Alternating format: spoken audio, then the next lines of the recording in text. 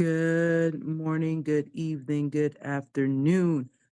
I want to welcome you here to another night of our midnight prayers for marriages. We are on night 15. We have about 5 more days to go of declaring the word of God and praying for marriages all over this land. I want to thank you if you are a first time subscriber. My name is Shalonda, and I am the co laborer alongside Jesus Christ. And I like to say I get the grand opportunity to literally be held by the hand of the Lord to awaken his people and to call them to the front line so that they become who it is that God has called and purposed for them to be in this earth. And so my assignment is not just praying for marriages only. That's just one of the things, that God has given unto me to do, to pray for marriages. But lots of other things he's called me to do, to be a strategist for helping um, those that desire also to launch businesses, to build businesses, to help married couples that desire to build businesses, to help to pull down demonic systems and build up godly systems in communities all over my area and as well as other areas also. And so these are just a few things in our subscription description box. I'm sorry, you will see a link for our email where you can email us and join our email family. And this is where you will get all of the information that I'm saying here tonight. Try not to miss anything, but you will get all of the information over to your email. Once you sign up in our email list with our email family, our email circle, whatever you want to call it, you will begin to receive information from us in relationship to some of the things that God has called for us to do in this earth. And so I want to thank you, first time subscribers. I want to thank those that have been standing with us here on the journey thus far. Thank you so much for standing and continuously to share with others to help them also to take a stand for their marriages and for their families, their children, all of these things, because you never know whose life is in turmoil right now, and people are going through all kinds of things. And so please share with someone else, uplift their spirits, and help them, to take a stand in the army of the living God. We're one army. And so it's no need for you to stand on the front line. And suck up all of the air and not help your fellow intercessor, your fellow warrior that's standing on the side bleeding. And so help someone else. I'm a firm believer in helping God's people if they want to be helped. Sometimes you can throw a lifeline out to people and then they just will refuse to, take the line. There are some people that would just refuse to drown, want to drown. I'm sorry, refuse to help, want to drown, even with you physically throwing a life jacket, a life raft out to them. And so the point is, it's not up for you, to physically go out there and put them on the inside of this jacket and all of those different things. There may be moments, where that may be the case. And then there may be moments where God is just like, just give it to them. It's up to a person to decide if they want to receive, eat, get life sustaining materials down on the inside of them. It will be up to them. And so if God is asking you, as I always say, to do something, you do just what God asks you to do, because you never know whose life you may simply be used to save. And so I want to welcome you here. I know that was a bit off center from what we were talking about, but you never know what God's going to do. And so I want to welcome you here again unto our prayers for marriages. We're on night 15 of praying and teaching. On last night, we spoke briefly um, from the book of Numbers 10 and 9, talking about going to war in your own land against an enemy that will try to oppress you. Sound a alarm. The Bible says you don't owe the devil anything. He's like, all I want you to do is sound an alarm and let me know that you're in need, that you need help. And I'm on my way to you against this enemy that's in your land and oppressing you. He's like, I'm coming to your rescue. And who would not want to appreciate a God that looks out for his people in such a way? And so it is good for you to serve God. It's good for you to pray. It's good for you to declare the word of the Lord out on your behalf. And so I want to look at on tonight, before we go into um, prayer, I want to look at just really quickly over in the book of First Kings. This one is a very, very, very familiar passage that many know. If you're new to it, um, you're just new to it. And so we're looking at First Kings, the 18th chapter, and we are looking over uh, at verse 31. Well, let's look at 27 just really quick, but we're going to move over to 31. And so here we know that this is the hour where Elijah has come up to Mount Carmel, and he is asking the people back over in verse 21, asking them, how long are you going to halt between two opinions? If the Lord be God, he's like, I want you to follow him. But if Baal is your God, he says, by all means, follow after Baal. And the people answered him not a word. And then Elijah goes into a place, and talking to the Lord and saying, God, I'm the only person that remain. I'm a prophet of the Lord, but Baal's prophets are 450 men. He's like, hey, it's just me, God, but Baal got 450 men out there. And so he says, I tell you what, let's make a plan here, and we are going to build a fire. And he's like, I'm going to offer bullocks here. He's like, you choose, going to cut it in pieces, put firewood, all of these different things. And then it comes down to the place where Elijah begins to say unto the prophets of Baal, he's like, you go first, dressing all that the bullocks that you have. He's like, you go first. And then he says, build an altar. And then the Bible goes on to say here in the 27th verse, it says, and it came to pass at noon, Elijah mocked them and said, cry aloud, for he is a God. Either he is talking or he is pursuing, or he is in a journey or pre-adventure, he sleepeth. And maybe he just needs to be awakened. So the Bible goes on and say they cry, prophets of Baal, they started crying aloud. They started cutting themselves after the manner with knives and lances till the blood gushed out of them. And I'm going through this, of course, rather quickly, because remember, these are mastermind prayers, midnight prayers that we're having. But I want to get to a point here tonight of going back to the scripture in the book of Numbers that God gave to us to say in that ninth verse. He says, if you're going to war in your land against an enemy, he's like, all you have to do is sound an alarm to me and I'm on my way to you. Bottom line. Here we're looking at 450 prophets of Baal. They're standing out there. They're cutting themselves. They're trying to call on their lowercase God, and there is no response whatsoever. Elijah is trying to show a people here, you can depend on your God, capital G, capital O, capital D, for anything. He is not a God that is asleep. You don't have to slaughter yourself. You don't have to cut your wrists. You don't have to kill anything. He's like, all you have to do, remember, go back to Numbers 10. All you have to do is sound a alarm to him.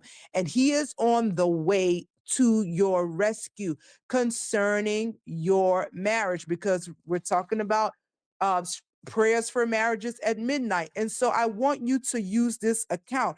We have also talked about looking back through the bloodline and breaking down any generational curse or any wicked generational cycle that has plagued the bloodline. But we also talked about looking through the bloodline and seeing where there was strong marriages in the bloodline and asking God, based upon those strong marriages, God, where marriage was standing, it may have been great grandmother or great grand aunt, if there was a strong individual in your bloodline and their marriages were strong, excuse me, their marriages were strong, and you're looking back to say, God, these marriages were strong. They were serving you, they were loving on you, they were putting you first. This is the reflection or the portion of the bloodline marriages that you want to reflect upon. And so I say all that to say, because here, when we look at Elijah coming to a place and he began to tell the people, he's like, come to me. And all the people came near to him. He's like, I'm getting ready to build an altar here. I'm going to repair the altar of the Lord that was broken down. Verse 31 goes in and it says, and Elijah took 12 stones according to the number of the tribes of the sons of Jacob, unto whom the word of the Lord came, saying, Israel shall be thy name.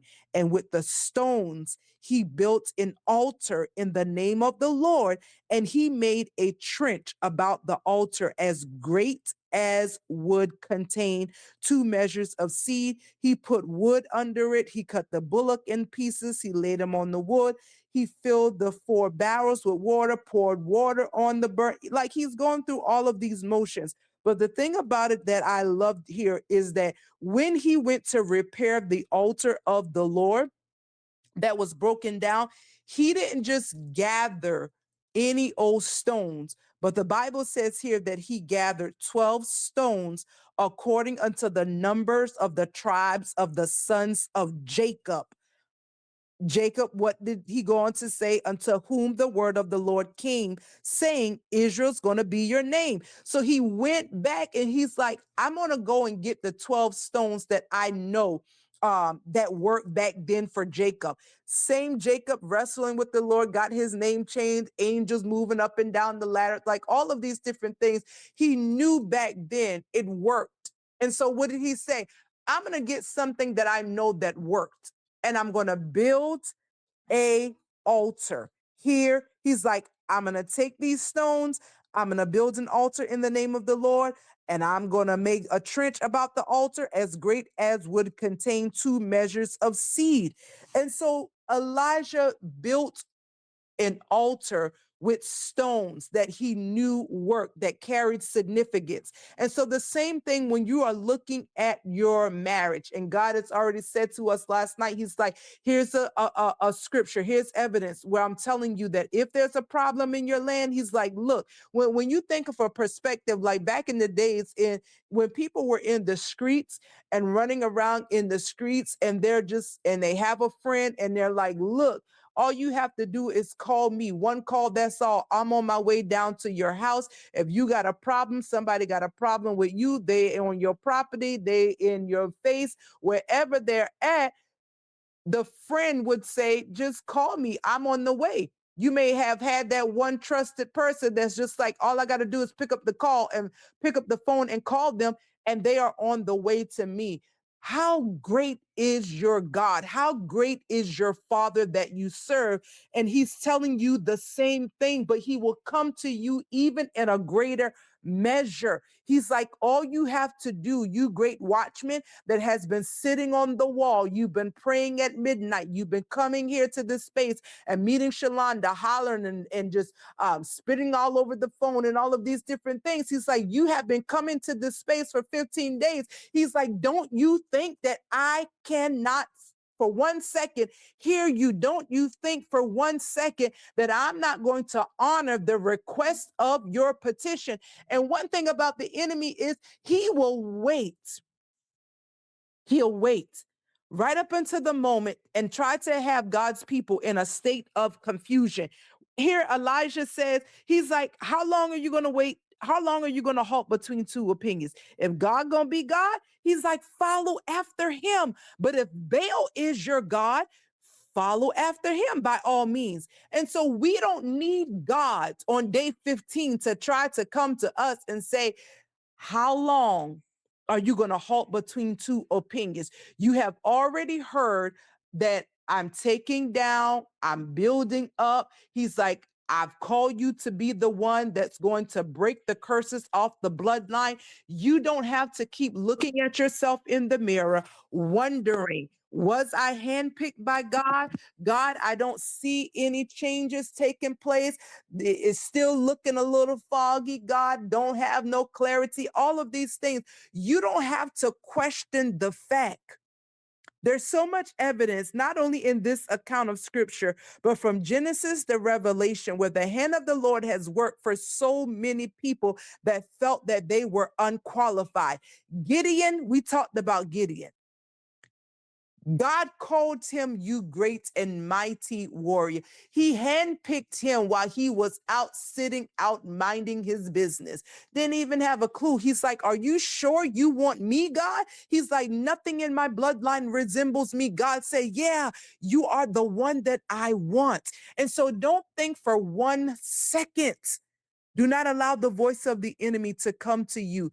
It is nothing but the prophets of Baal that are speaking. These are all these kinds of spirits that want to try to speak to your mind and your heart and cause you to doubt God and cause you to be in a state of confusion. You don't need to try to go back and forth with God, being between two opinions. If God is your God, and I know that he is, follow after him and the instructions that he is giving to you to take a stand, O watchman, over your marriage, to be the one that's sounding the alarm concerning marriages in your region, to be the one that God is using to strategically rise up at midnight and pray over marriages, believing God for souls to come unto him. You are it. I'm pretty sure Esther didn't think that she was it either. I'm pretty sure Daniel didn't think, Joseph didn't think, I'm pretty sure Moses didn't think he was it. I'm pretty sure Joshua didn't believe that he was going to take on the mantle from Moses.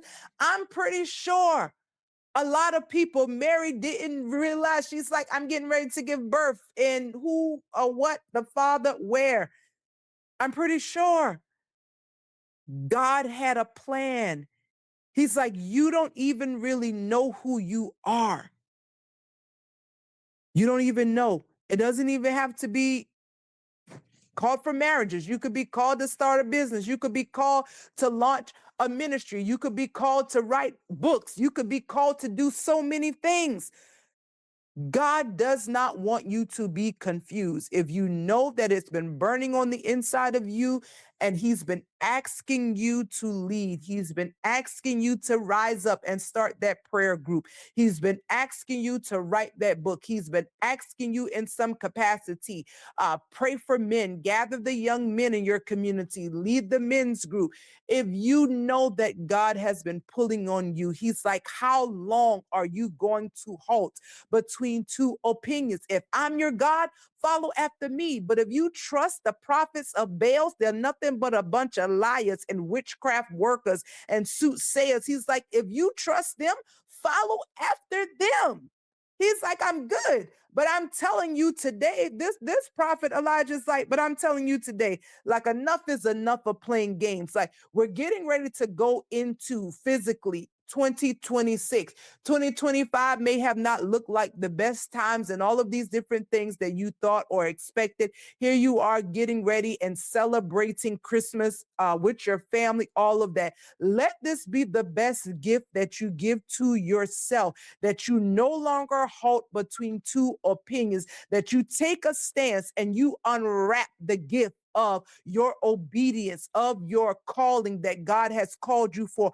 Unwrap this gift today and say, God, today I yield to you to be the voice that will stand up for marriages in my community, to be the voice that you will use prophetically in my community, to be the voice, to be the builder in my community that's going to tear down demonic structures and build businesses that glorify God. Let that be the gift that you unwrap to yourself personally. Let that be the gift that you unwrap to yourself and say, today at midnight, I submit and I surrender, God, myself, the gift, the calling that you placed on my life. No longer halting between two opinions.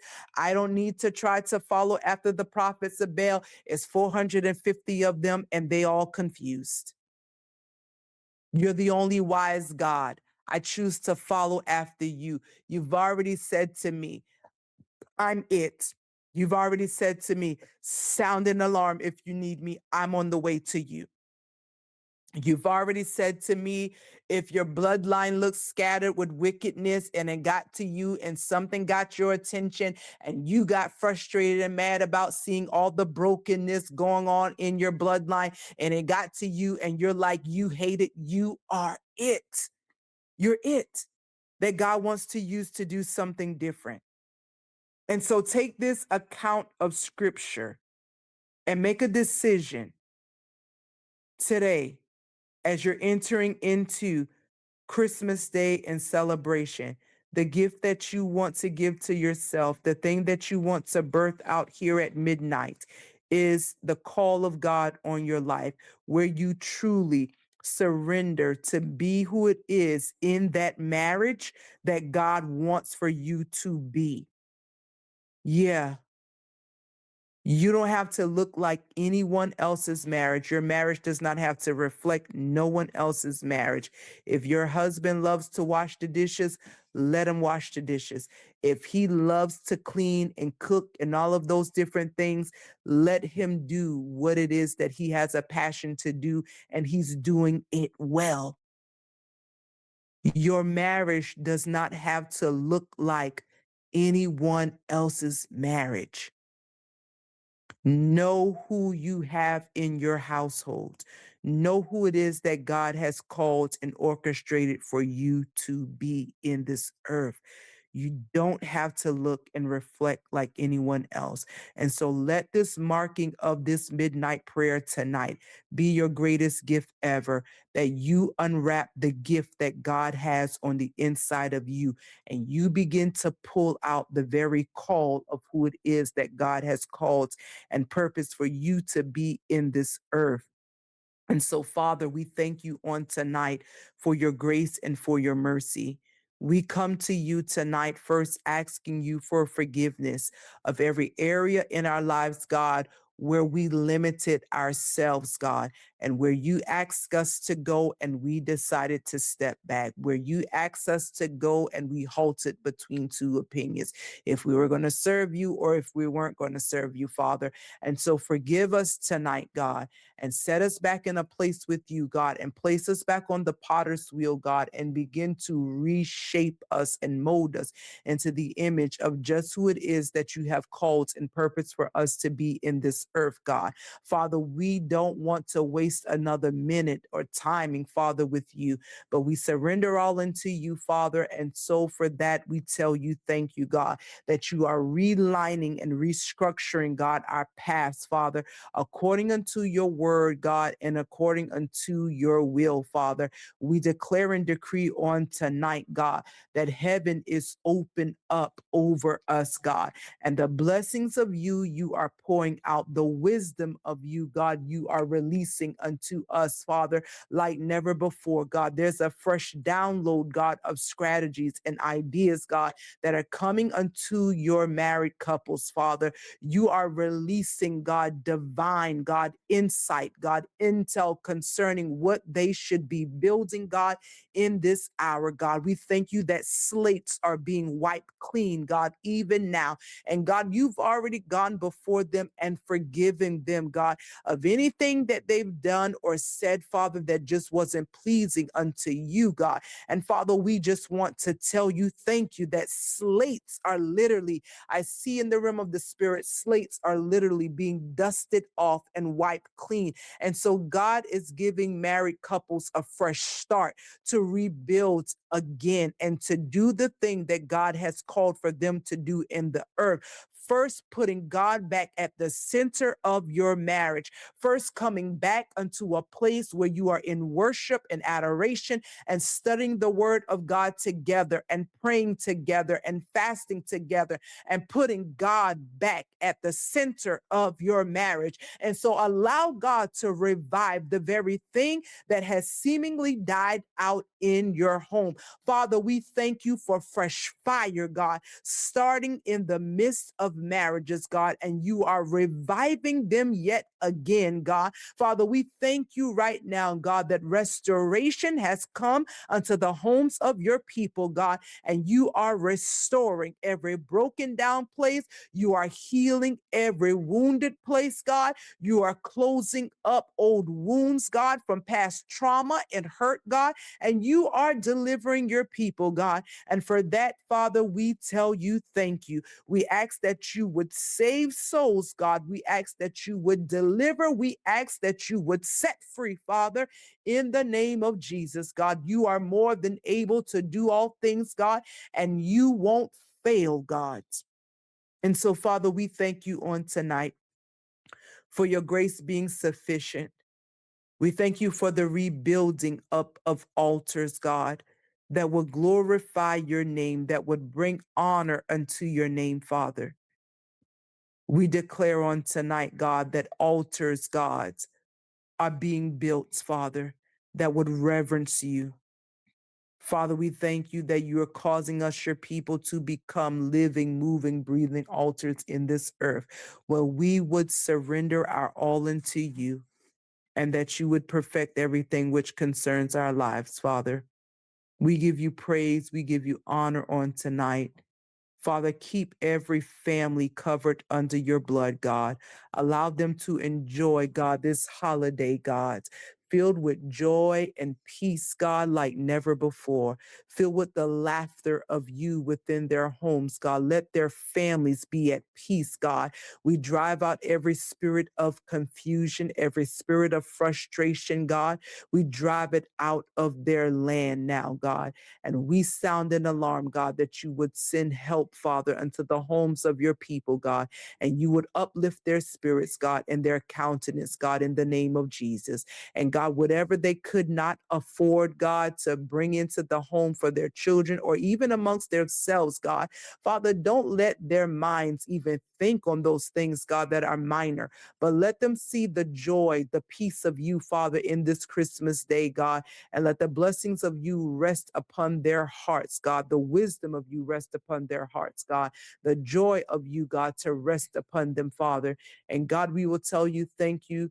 In Jesus' name we pray. Amen, amen, and amen. Have a wonderful, wonderful, wonderful Christmas day with your family. Enjoy good family time, laugh, play board games, do arts and crafts. That's a thing that we love to do amongst our families. Just have good family time today and enjoy one another's company. I love you all so much, and I will see you back again at midnight. Love you all. Have a wonderful day.